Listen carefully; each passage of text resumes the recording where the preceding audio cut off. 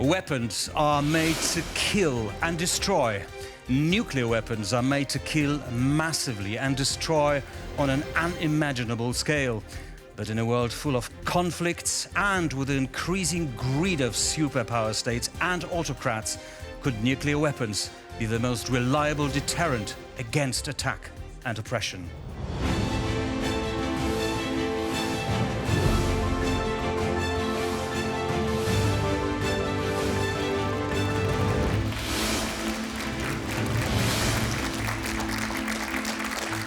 Welcome to the TVP World Studio in Warsaw. Thank you for joining us. I'm Grzegorz Nawrocki, and with me, Małgorzata Bonikowska from the Center of International Relations.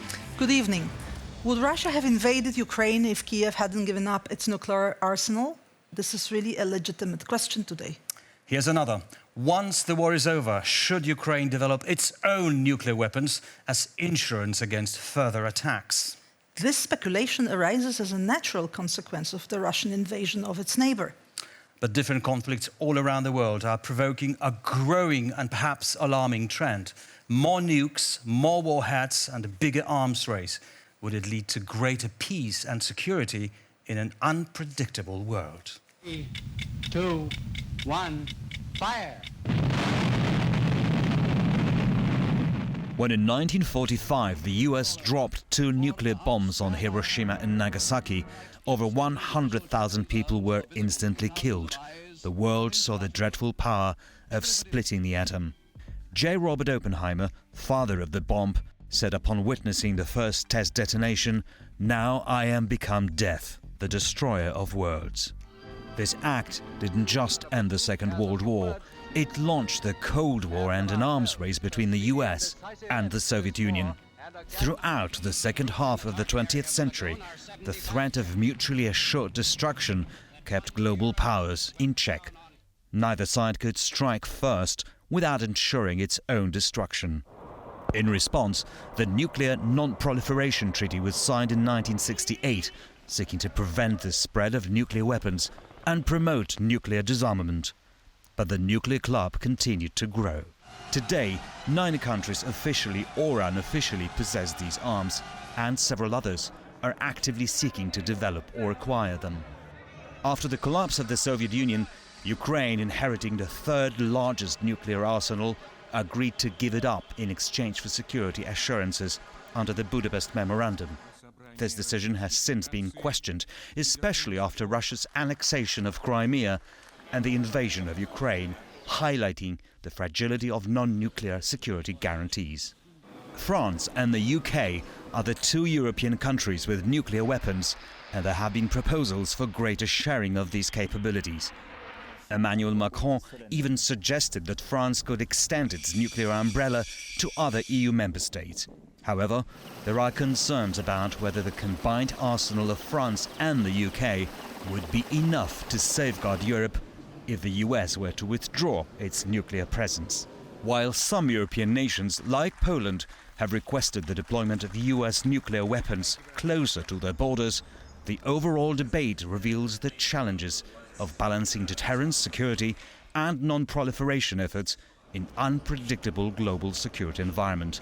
The question remains, can we continue to balance peace through fear, or will nuclear weapons eventually lead to global destruction? Well, fear worked as a deterrent for decades and successfully. Today, many more countries are seeking to develop their own nuclear capabilities. How does this change the security landscape? With more on that, with background, Małgorzata Bonikowska. Yes, indeed, it's always good to know where we are. So let's look at some figures first. Let's see how many nuclear weapons we have on the world. Well, we cannot be precisely, we cannot trust to these figures precisely. It's sensitive data, they call it. Exactly. But more or less, we can count that it's almost 12,500 nukes in the world, especially these 2 countries possess it. So Russia and the US leading. However, as it was mentioned in our film, there are others in the club. What is interesting here is the position of China. China is already high. It's already an important nuclear power. Let's see more how we got there. We started, as you've heard in the film, with the Second World War. Obviously, US wanted to destroy Nazi Germany. Of course, it went first, 45, then followed very quickly by Soviet Union. By the way, Soviets were spying on Americans. Those who saw Oppenheimer film, they will know more details on that. But then European powers wanted to join the club, so United Kingdom and France in the 50s and 60s. But the important moment was where China got the nuclear weapons. 64, People's Republic of China. This was very much as a background to the decision of the US President Nixon to take a U-turn with China. And the consequences were also followed in the region. India, Pakistan, they wanted also to have. Newcomers, Israel, we cannot be sure because they never confirmed, and North Korea. We all know it's a junior as of now, but very dangerous newcomer to the club. But interestingly, there were also some other countries who had nuclear weapons in the past. We mentioned already post-Soviet sphere. In 1991, when Soviet Union collapsed, suddenly some other territories, some newborn countries got nuclear weapons, especially Ukraine, but also Kazakhstan and Belarus. And they decided to give up because the West was very worried about this fact. So there were negotiations to give up. The case of South Africa is slightly different. South Africa during Cold War was with the West, but when the apartheid was over, then the new African government decided to give up nuclear weapons in exchange for power. So this was the case. For many people, it's actually quite surprising that the Republic of South Africa had nuclear weapons before. It was a good territory for doing experiments during the Cold War. Let's now look at financial aspect. You know that it's a very costly business. It really costs a lot. So all these members of the club spend a lot for nuclear weapons. We can also estimate in 2023, US spent half of this money, so over $91 billion only for nuclear weapons. But other members follow. China, as you can see, increasing expenditure, Russia, obviously, and also European powers, UK and France. The others spend less, but it's still, involved a lot of money. The governments decide to spend. Now it's growing. It's growing, and we have also other countries who think about maybe in the future being able to have these nuclear weapons, despite the cost. So do you think we're on the brink of a new arms race, nuclear arms race? That is the question, how to look at that. Ukrainian example shows us that without nuclear weapons, the country is not fully covered. But on the other side, those who are experts in the field, and we citizens, are worried about nuclear power. Right. It's a very dangerous one. Yes, we'll have experts on that subject today, and we'll have a long talk about it. Thank you very much, Małgorzata, for this insight. Could nuclear weapons, in spite of, or in fact because of their destructive potential, be a way to peace, a lasting peace? Or perhaps what they give states and societies is just the illusion of security, and at a high price. So let's test this point of view. The motion today is only nuclear weapons can secure a lasting peace. You may obviously agree or disagree with the statement. We're going to count your votes. But let's hear what the speakers have to say about it tonight. And for the motion, Professor Ken Jimbo from International House of Japan and Keio University. Please join me in welcoming our guests.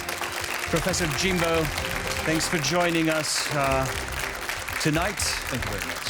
Please take your seats. Thank you very much. Against the motion, the first speaker against the motion, Wojciech Lorenz, Head of International Security. Yes, please join us. Head of International Security Program at the Polish Institute of International Affairs. Good evening, sir. Good evening. For the motion now, Professor Jagannath Panda, Institute for Security and Development Policy from Sweden, an Indian scholar in Sweden. Welcome, nice to see you. And finally, obviously against the motion, Professor Delphine Allais, National Institute for Oriental Languages and Civilizations from France. Good evening, bonsoir. Welcome. And for the summary of this debate, we're going to be joined online by Łukasz Kulesza, Director, Proliferation and Nuclear Policy at Royal United Services Institute in London. Welcome to our show. Thank you very much for the invitation. Nice of you to have joined us, and we're looking forward to your comments after the debate, so please stay with us all through the debate. Well, before we start, though, we've got the results already of our audience, of the votes of our audience, and we've got 16% for the motion and 84% against the motion. So that's the starting result. We'll see what difference we're going to have at the end of the debate. So let's start with an opening statement from each of our speakers. And can Jimbo ask first, please? Yeah, we've got 2 minutes for this opening statement. As a Japanese standing here speaking in favor of nuclear weapons may sound contradictory or even painful, because Japan has been the only country who suffered from the nuclear weapons during the war in 1945, and Hiroshima and Nagasaki is not the distant history for us. We carry them as a collective memory, and it has been deeply rooted in our public sentiment for nuclear as a nuclear taboo, not in favor of the nuclear weapons. And the Japanese government also officially has the policy to pursue the world without nuclear weapons. But here comes the contradictory status. Just like Poland, we are the major ally of the United States under the protection of the US extended nuclear deterrence. We call it nuclear umbrella.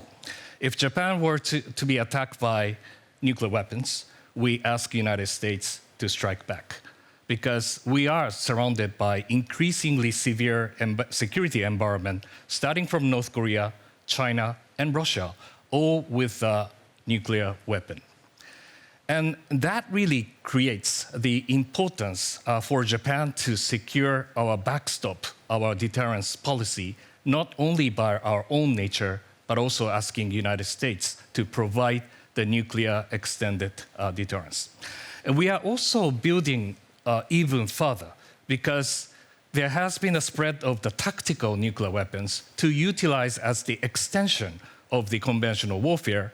And we are also seeing China massively developing their nuclear arsenal to get together with conventional weapons in order to deny the US operational access in nearby. So even those kind of status will give us whether even the nuclear weapons can be trusted, so that there has been the emerging debates among Japan and Korea, all right, to option to create its own nuclear options. Thank you very much, Professor Jimbo. Thank you very much. Now, first speaker of the opposing side against the motion, Wojciech Lorenz. 2 minutes.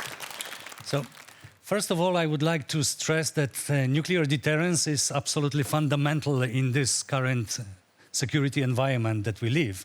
But nuclear weapons are not just an easy solution that will solve all the problems. And I will give you the example of Ukraine. We have heard that probably if Ukraine had nuclear weapons, Russia would not attack.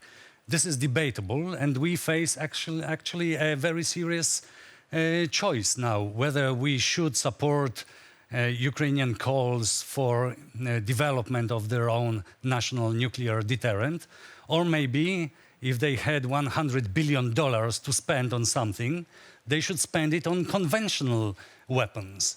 Would conventional weapons be more effective against future Russian aggression, or limited arsenal of nuclear weapons that Ukraine probably would not be able to use because Russia would be able to destroy them in preemptive attack?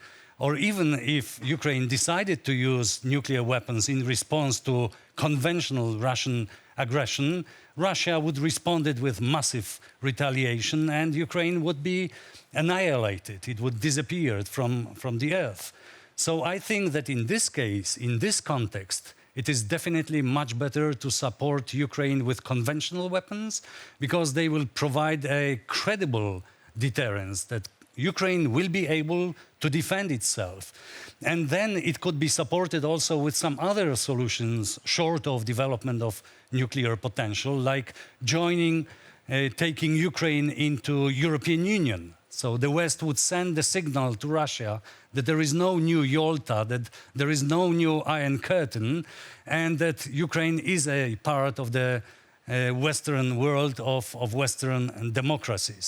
And by doing so, we could secure the lasting peace in a much more credible and efficient way than by providing nuclear weapons to Ukraine. Thank you. Thank you very much. Wojciech Lawrence with arguments for the opposing side and for the motion, Jagannatha Panda, please.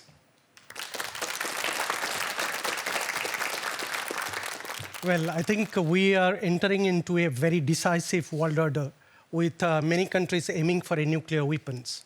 Now, there are two aspects to look at it. One is the international security dimension. If we go back to history, Japan has suffered in nuclear weapons. There are many countries, they have gone for the nuclear taste, and still they are unable to really securitize their national security. So international security umbrella on nuclear issues has really not been very effective. NPT and CTBT has not really been effective platform. In NPT, there have been 4 countries, India, Pakistan, Israel, South Sudan. They have not really signed NPT agreements. When it comes to CTBT, almost 187 countries have signed it, but only 178 countries ratified it. So there is a problem in the international security platform when it deals with the nuclear issues. Then we have the national security issues. Each country wants to strengthen their national security umbrella. Probably, countries like Japan, South Korea, Ukraine today, they will be inching towards nuclear weapons because they need to securitize their national security interest. So therefore, I think if we go back to history and see some of the examples, for example, India, Pakistan, we went for nuclear test almost 25 years back. The very fact that India went for the nuclear test, Pakistan went for the nuclear test, there has been a relative deterrence against each other, and we have not really been talking about war yet. The very fact that India went for the nuclear test, India today could stand credibly against China and deny some of the threats that the Chinese are posing on India on the Himalayan valley to the Indo-Pacific region. So therefore, we need to have security umbrella to actually deter some of the security threats that the world is facing. So therefore, I would argue that we need nuclear powers in order to deal with the nuclear powers in times to come. Thank you. Thank you very much, Professor Panda. For the motion, the second speaking for the motion. And finally, against it, Delphine Allais.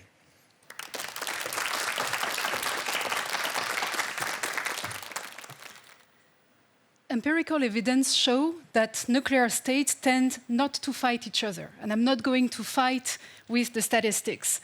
But I would like you to take a broader look at the assumptions behind the motion. First of all, what peace are we talking about? The absence of war provides negative peace. But positive peace needs trust. It needs cooperation, and it needs justice. This cannot be achieved under threat and under fear of being attacked. Secondly, whose peace are we talking about? If you take a broad look or a non-Western centric look at the Cold War was actually very hot. Big powers, big nuclear powers did not fight each other indeed, but look at the rest of the world. The Korean War took more than 3 million lives. The Vietnam War took more than 3 million lives as well. And this is not counting the very hot wars in many other parts of the world. So nuclear power cannot provide peace for non-nuclear states, and it may even displace violence. But then, and even most importantly, look at the assumptions behind the statement that only nuclear weapons can provide real or lasting peace. Nuclear deterrence relies on 3 important components. First of all, on the idea that leaders or decision-making processes are rational. Secondly, it lies on the idea that communication is available and is flowing.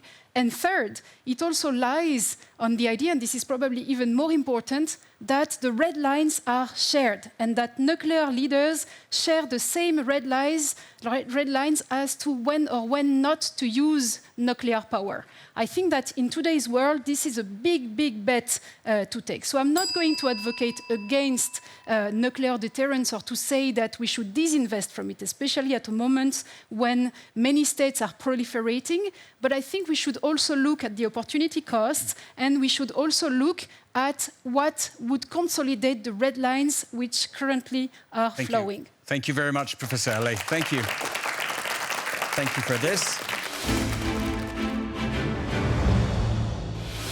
Political speculation, let's call it this way. Do you think Russia, that's something we started this program with, do you think that Russia would have invaded Ukraine if it had nuclear weapons? Now, just a reminder, you've seen this in this film, Ukraine did have nuclear weapons before. It gave it up as a result of Budapest Memorandum for security guarantees, which are what they are now. We can see what the security guarantees are. I think that it would, yes. Actually, because realistically speaking, if Ukraine was supposed to develop a nuclear arsenal to survive as an economically stable country, it would have to pursue the doctrine of the minimum credible deterrent. And it would mean that it would only have a couple of warheads probably not on submarines, just like United Kingdom and France, but on some types of missiles.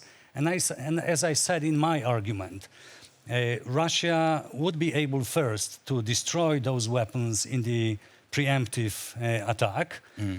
Second, they would have to do that first, as a matter of fact, to get rid of this deterrent. So you are implying that there is some kind of deterrent in it? No, not really. Oh. It could only increase the risk that for preemptive attack, Russia would use nuclear weapons to be sure that it destroyed the potential. So Russia's interest in subjugating Ukraine was so strong that even with limited nuclear they would have done it on Ukrainian side. I guess everybody agrees with that. Okay, Professor Allais and then Professor. Sure. If I may add to the point, the Russian invasion of Ukraine started with lower intensity warfare, which probably would not have reached the threshold of nuclear retaliation. So you don't need nuclear retaliation in order, or the fear of nuclear retaliation in order to start an attack. Okay, Professor. Well, it really depends on how you craft and design the nuclear strategy. And during the Cold War, NATO has had the strategy of using the small types of the nuclear weapons first against the Warsaw Pact aggression towards the West. And before the Budapest Memorandum, actually the Ukraine had the nuclear weapons, but all the command and control systems were controlled by Moscow. So it didn't really mean that the Ukraine had a kind of function to deal with it. But against that backdrop, whether you said about it's a minimum deterrence, if it is designed for the larger deterrence effect, it wouldn't really have the effect in deterring the smaller conflict. Right, yes, please. Yeah, I think it's interesting to ask whether Russia would have attacked Ukraine or not. My view would be yes, Russia still would have gone ahead in terms of attack. We should take a clue from India, Pakistan, and India, China. After India went for the nuclear test, of course, simultaneously Pakistan went for the nuclear test.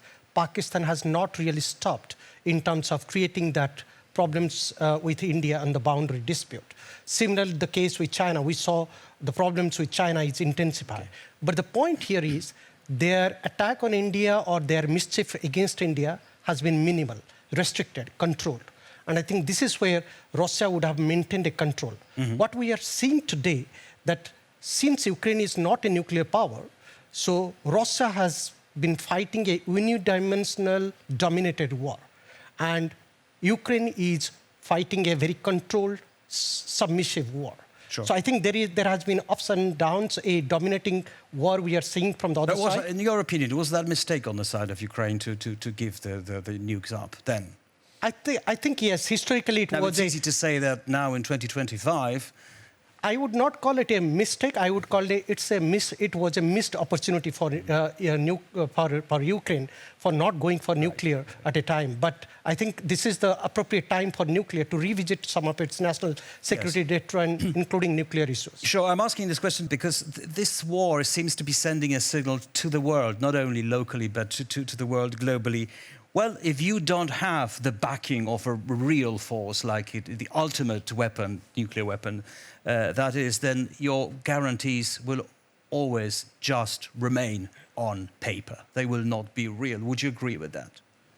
Yes, for example, North Korea probably been fully convinced that they need a full-fledged nuclear weapon. Since the experience of the Iraq being invaded by United States and Ukraine invaded by Russia, and all the status without the nuclear weapons. So all the lessons to be learned by the Kim Jong-un is that they definitely need to have a nuclear weapon to defend themselves. By the way, we saw, as far as I remember, Małgorzata, correct me if I'm wrong, that 50 warheads, yes, in North Korea. These are very unsecure numbers. We're not sure about how many and what really they have. From your knowledge, by the way, let's just make this point off the topic. How many warheads do they have? What do we know about North Korea and what they have in terms of nukes? Do we know? Yeah, there are some calculations that they have somewhere between 10 and 20, or maybe more than 20. Operational warheads? Yes, and they are developing their missiles, they are improving the missiles, so they are more and more credible in being able to use those nuclear weapons, and this is concerning. Yeah. There is an interesting thing we need to understand here. Numbers does matter, but more than the numbers, I think, is the future strategy. Despite of sanctions on North Korea, they have got illegitimate backing from powers like China, Russia, Iran, and that's how they have gone to become a confident nuclear power today. World might dismiss North Korea as a struggling country, but its national security doctrine is quite credible. Today, it has emerged as a credible, deterrent country against South Korea or to its national security interest internationally because of the nuclear arsenals they are having. So I think number does matter, but it's more about how you are justifying your national security interest in alliance with the countries in the regions. And there are supporters of North Korea in the regions who are backing them quite strongly.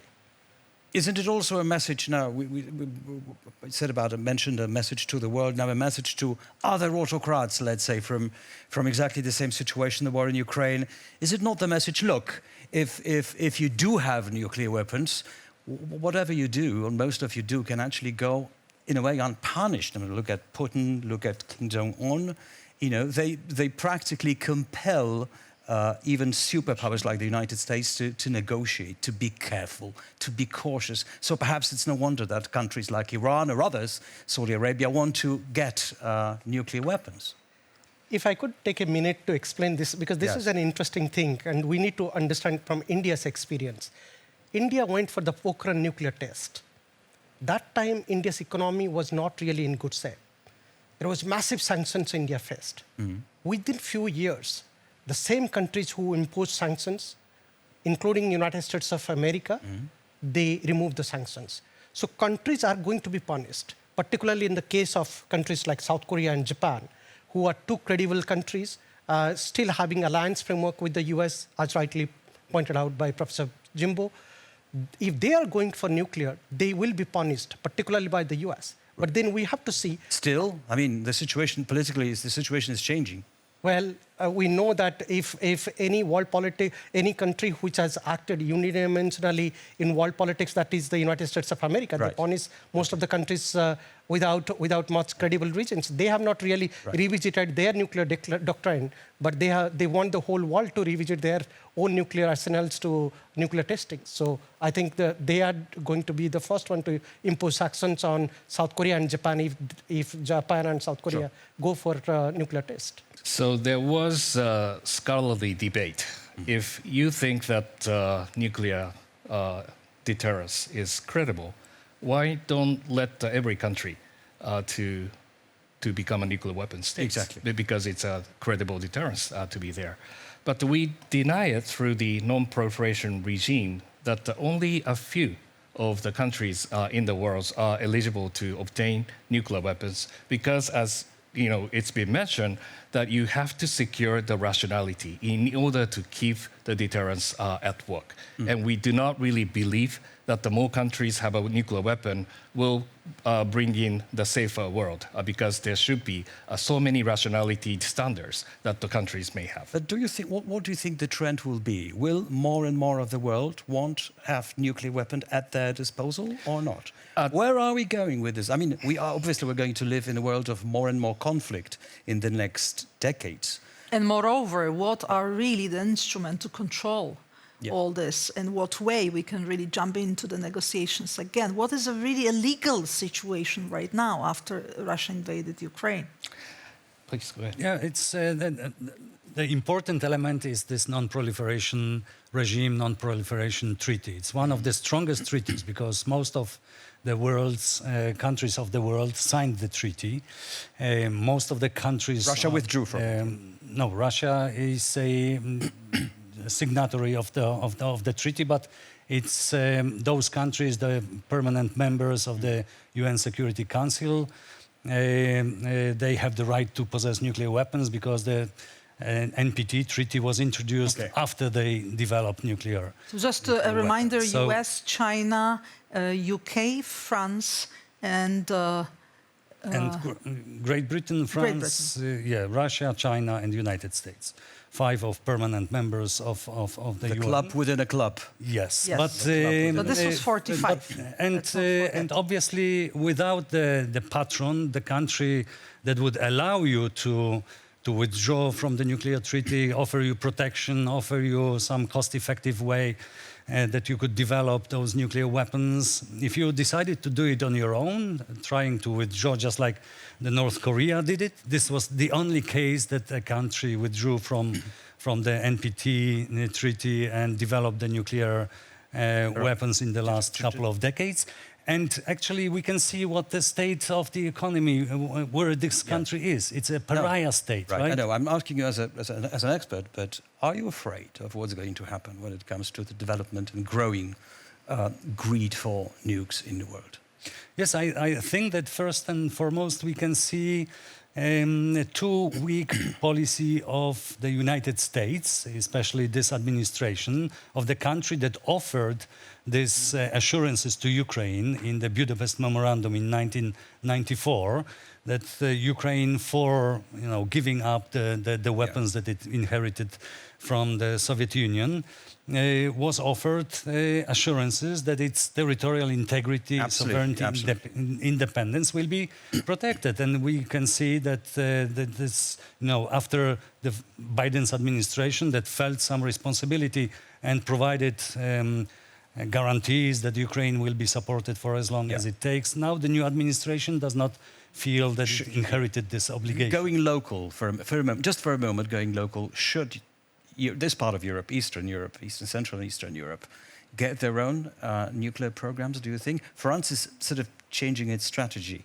Emmanuel Macron has just offered to provide a nuke umbrella for the rest of Europe. There has been discussions indeed about extending the French umbrella, which is very different from allowing individual countries to develop their own nuclear programs. It's nuclear sharing, and it's a bit get different. out of the non-proliferation treaty. I think we should go back to what was said earlier about the dangers of global proliferation.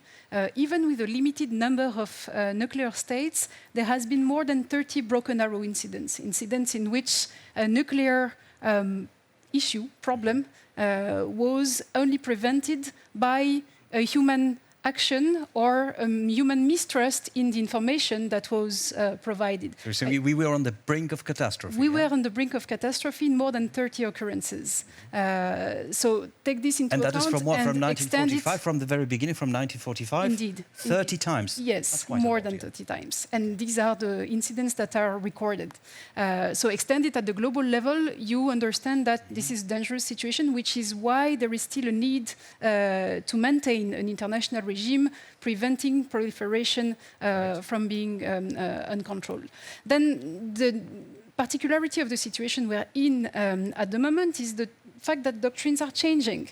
The fact that it is increasingly the case that powers such as Russia are seemingly lowering the threshold of the use of force. The Russian doctrine of escalation, de-escalation is an example of this. It is seemingly mirrored at the moment by the United States. So this is placing us in a new situation with regards to the use of nuclear force. Same question to you as to Wojciech. Are you afraid of what might happen in the future when it comes to nuclear deterrence, nuclear arsenal in the world? I think we cannot escape reality, but we need a stronger regime and we need to reaffirm the red lines that control the nuclear regime. Right, let's open this discussion to the floor. I'm sure there are many questions because this is a hot subject.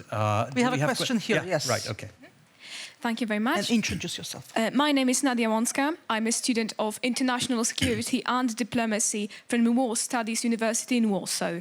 My question is for the guests who are for the motion. How will the change in Russia's nuclear doctrine following the signing of the decree from 21st November from 2024, following the ensuring of the lowering the threshold for the use of a nuclear weapon, how will it affect the international security? Of course, I do realize that it is a broad question, so let us answer. Let's give the speakers a chance. It is very concerning because Russia adopted the doctrine of the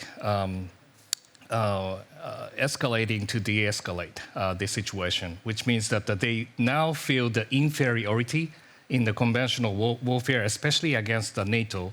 To offset that relationship, you really have to use the nuclear weapons in the early stage of the conflict as an extension of the conventional warfare.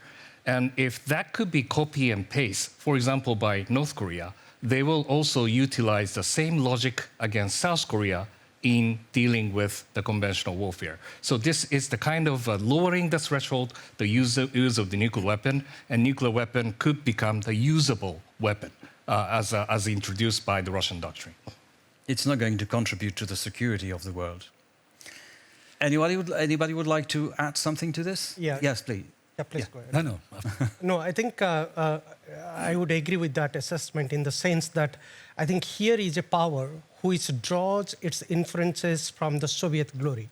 So anything Russia revisiting its national security doctrine to nuclear arsenals and revisiting its national security war plan is quite problematic because they have got a lot of international supports from the Soviet Union period.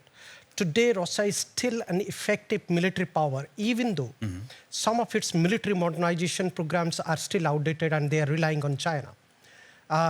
They have been fighting this war on a unidimensional manner with creating a lot of support base, particularly from North Korea, where North Korean soldiers have gone and provided support to the Russians. Then you have Russian support coming from Middle East and Central Asia. So the way Russia has capitalized its war plan. Right. Do you think they are ready? Do you think the Russians would be ready to use tactical nuclear weapon in this conflict with Ukraine or not? It cannot be ruled out. Okay. One thing goes with Russia, and particularly with the Putin administration, is that it is quite categorical, aggressive about its national security planning. Right. They have been demanding about NATO's withdrawal and NATO limiting its activities on the Russian border for quite some time.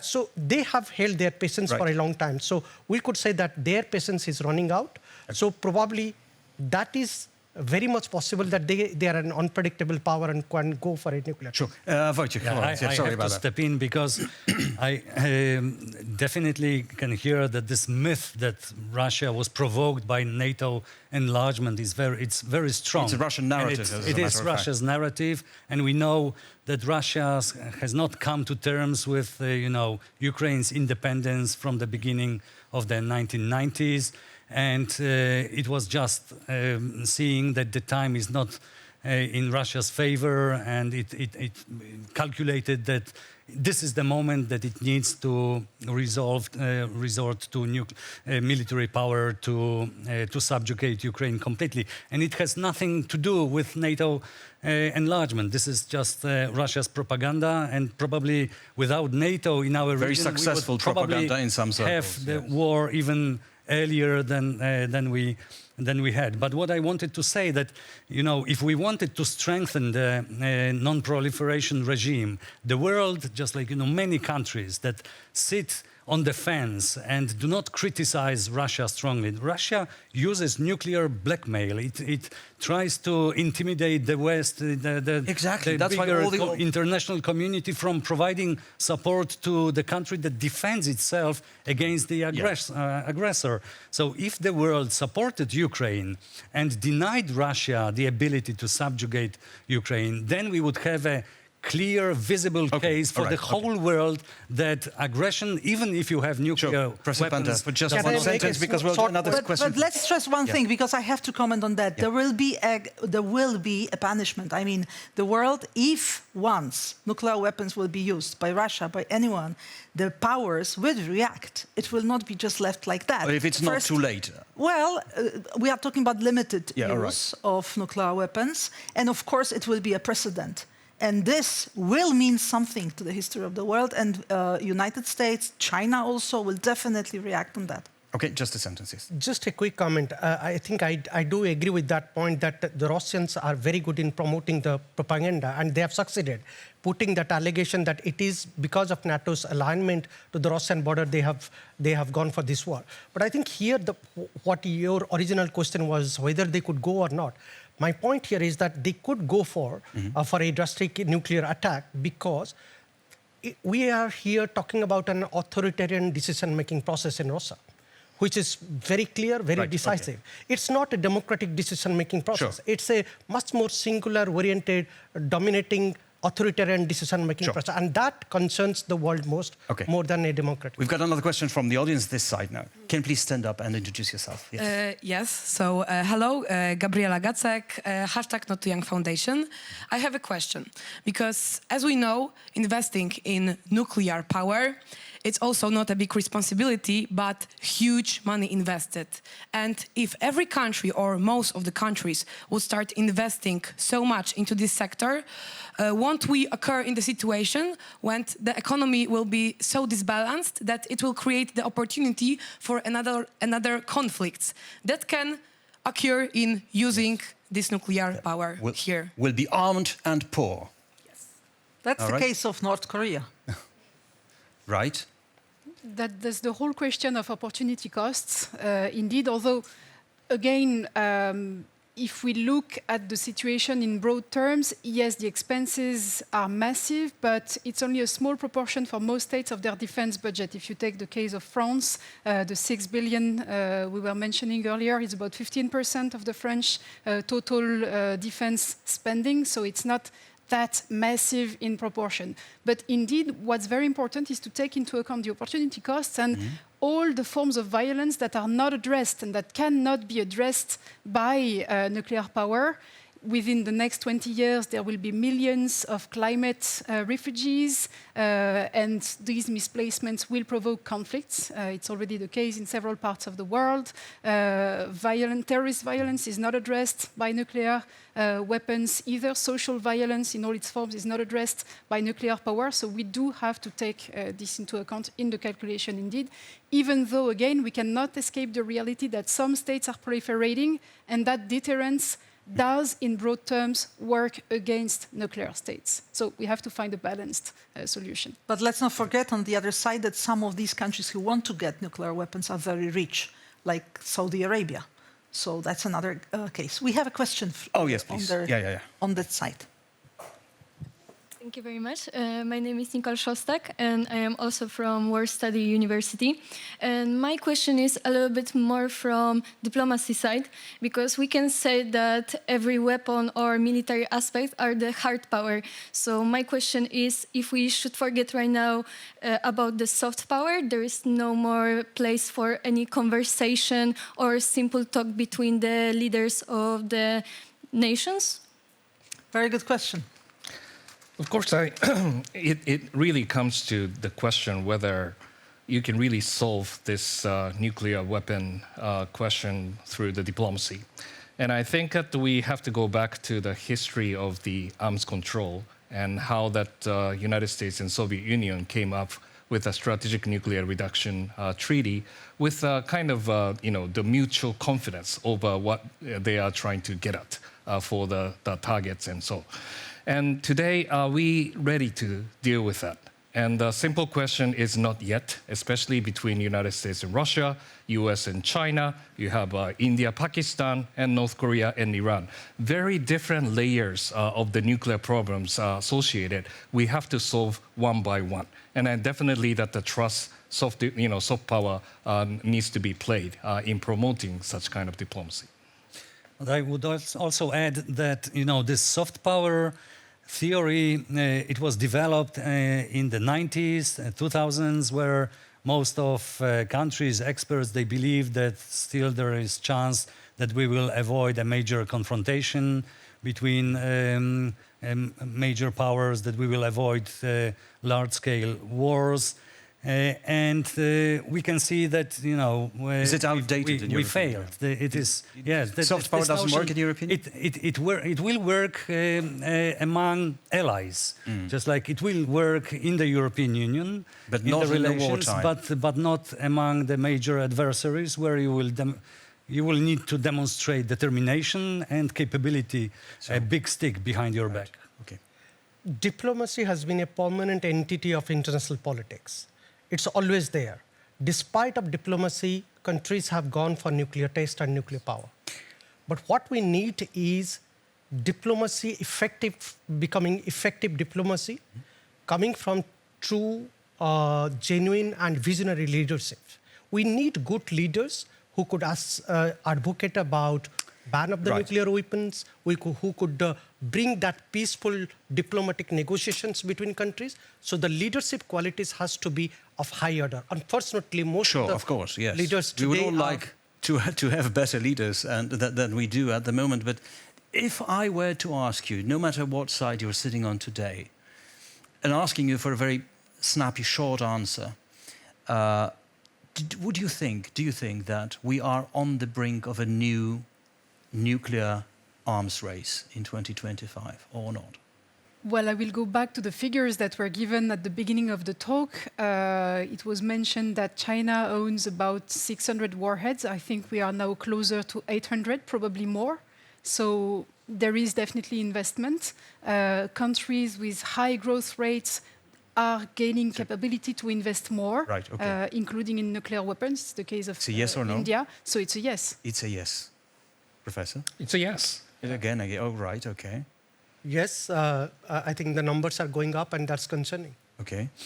And I would say, for the sake of the discussion, no. I think that a lot of countries will look for other solutions, just like conventional long-range precision strike capability that can be cheaper. You can produce it in numbers. And for example, if Ukraine had more of those weapons, it would be able to undermine Russia's economy to the extent that it wouldn't be able to continue with the war. Just one light of hope among our speakers. Yes, and next question. Professor Axel Barkowski from the University of Pavia in Italy. Hello. Two things, maybe if I may. One on India, to my friend and colleague, and I hope he's still my friend after that question. What about the money? And following up on what my neighbor said, sure, it's $91 billion per year being spent on nuclear weapons programs by everybody, by the nuclear states. And that's, roughly $3,000 per second, all right? The GDP per capita in India is $2,000 per year. So the average income in India is $2,000 per year. So very, very low income. India's a big economy. What about the money? What about the people? Do they think it's a good idea? What about the average, income maker in India? Going nuclear is a good idea because it is protecting us from Pakistan? Or do they, if they were to be asked on the street, or would they say, well, I'd rather send my daughter to school, I'd rather send my daughter abroad or whatever, as opposed to, giving money away to our government financing, the program? I think money, finance does matter. Probably many countries, developing economies, emerging economies, they should not go for nuclear because there are greater other governance issues like poverty, employment, social development, governance issues. They need to be addressed. But unfortunately, that's not what national security is all about. Many emerging powers, where they aim to become an influential power on world stage, they would like to invest in nuclear power. And this is what the trend is happening. And in the case of India, many other emerging countries, they would like to strengthen their already existing nuclear arsenals to nuclear capability. And unfortunately, economy should not be the only issue that we should be talking about banning the nuclear issues. All right, we put a full stop here. Well, mutually assured destruction. This doctrine has worked for decades since the Second World War, but is it still capable of preventing the use of an atomic weapon in wartime? And can it guarantee a more peaceful world, however absurd it sounds? A wrap-up of today's debate from Łukasz Kulesza, Royal United Services Institute from London, in conversation with Małgorzata Bonikowska. Łukasz, good evening. Welcome. Good evening. Yeah, you are now in London, but you are one of the best Polish experts on the field, and you are listening to our debate. So what will be, as an expert, your summary? What is your position in our debate? Well, I would love to participate in the discussion and join colleagues and also wonderful audience in Warsaw. And if you expect the final answers to your questions, you might be disappointed. I'll simply offer a little bit of a summary and maybe some further areas to develop. So are you for or are you against the motion yourself? Do you think it should? I must say I'm against the motion because at this point I don't see the possibility in which you might very easily go from one world to another. Right now, unfortunately, nuclear weapons they play a role. They play a role in terms of providing a backstop against great power warfare, and that's with all the caveats, the idea of this long peace between the nuclear powers that we saw since 1945. But also the deterrence value of nuclear weapons is a very fragile one. We are talking about not exact science. We are talking about a particular construct. And I think during this discussion, we basically had a number of examples being brought forward in which nuclear deterrence or nuclear deterrent was not effective. So if I understand your statement, you will be not for having more countries in the club, but I have to ask you, who has to decide, which country is good and which country is bad for the nuclear weapons? Like Iran is definitely, no one wants Iran to have nuclear weapons, but in case earlier of, for example, India, India got it, and US knew about your Indian nuclear program. So it wasn't, impossible. The same went in history with France and the UK. The Americans knew about this program. So maybe in the current world, there will be some countries that the West would expect even to go for nuclear. Don't you think so?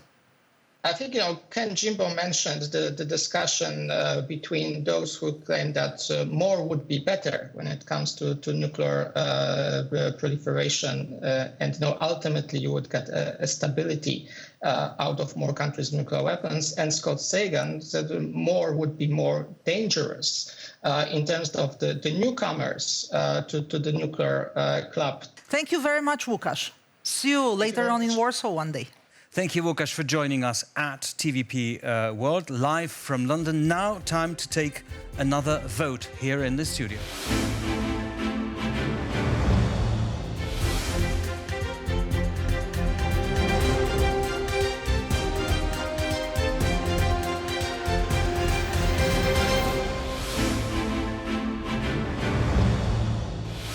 So we've got the results already.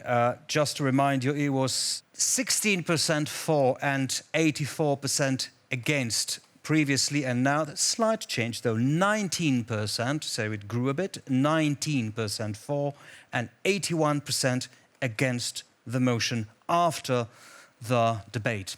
Well, peace through strength and fear, that is the idea behind nuclear weapons as an instrument of security. Actually, the very fact we are even asking these questions shows what an unstable world we are entering. Will nukes make it a safer place? Well, let's hope we won't be forced to test this in practice. Well, that's all from us tonight. If you want more content from the region, just follow us on tvpworld.com and on our social media. But for now, goodbye. Thank you. Thank you.